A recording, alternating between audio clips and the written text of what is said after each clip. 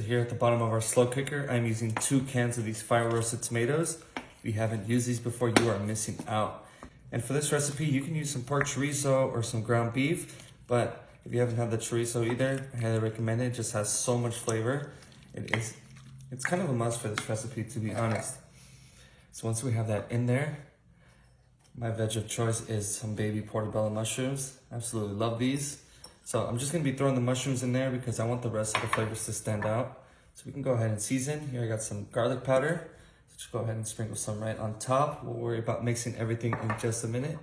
And since I'm not throwing any onions in here, I grabbed some onion powder. So this is gonna pair well with the garlic powder as well. And it's just gonna give such a nice flavor at the end. And some black pepper. So we don't need any salt for this recipe because we'll be adding some sodium in there.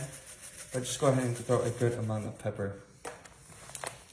All right, so for the cheese, my personal favorite is Velveeta, especially for these slow cooker recipes. Since we are gonna be cooking this for a couple hours, this stuff just melts right over and it's so creamy in consistency.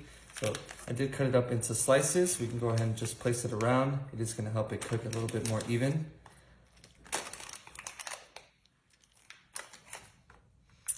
Okay, so we are gonna be throwing the lid on this and this is gonna cook on high for about 2 hours.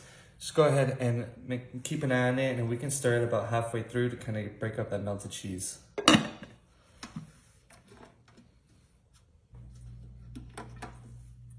Okay, so this has been stewing for about 2.5 hours. I did stir it up about halfway through and I broke up some of the chorizo that was in there.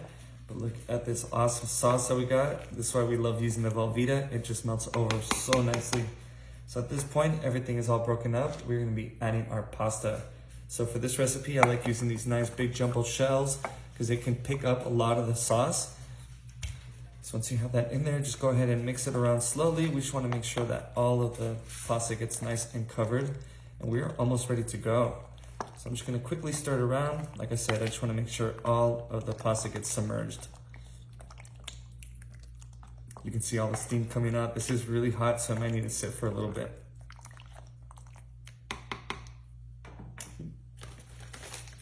So then in my fridge, I have some leftover mozzarella that I used for another recipe. So I'm just gonna throw this right on top because you know this is in mac and cheese. So any extra cheese that we can get, it's gonna be greatly appreciated. So I'm just gonna mix this up too, and you can see that the cheese just instantly melts. Just gonna serve myself a big bowl. I cannot wait to taste this one. So we can just go ahead and use a big ladle for this one, and look at this.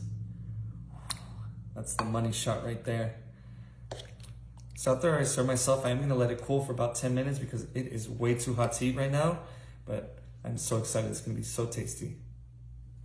Okay, so I did give this time to cool, but you know what? I am so hungry, it is time to dig in.